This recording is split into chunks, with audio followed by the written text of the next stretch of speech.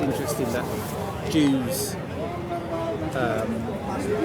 themselves, obviously, I didn't realise that when you said that the Jewish faith is actually a reaction to, they're purposely.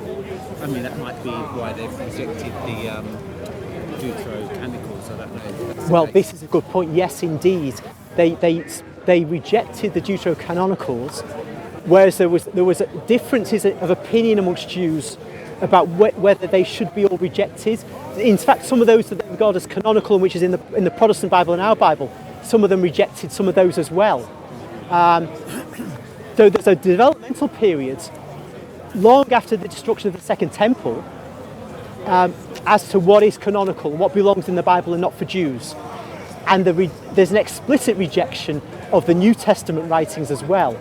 Now, what is interesting about that is, if you're rejecting something officially, that means your followers are probably reading this stuff, and you've got to tell them it's not permissible to do so.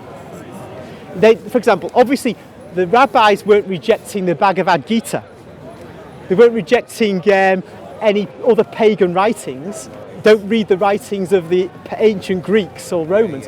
When they rejected the New Testament writings, that's probably because some of their followers were actually reading this stuff.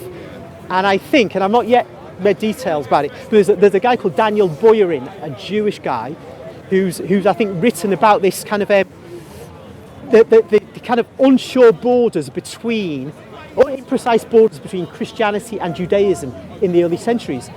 And that's going to be an interesting source of investigation, because there's clearly a melding of Jewish Christians and Jewish non-Christians, certainly before the fall of the Second Temple, and also before the final destruction of the Jewish nation with the Bar Kokhba revolt in AD 135, because at that time you had Bar Kokhba saying to Christian Jews, you must renounce Christianity or you will be killed. And they did, many of them, renounce Christianity, but many of them were killed because they would not renounce Christianity.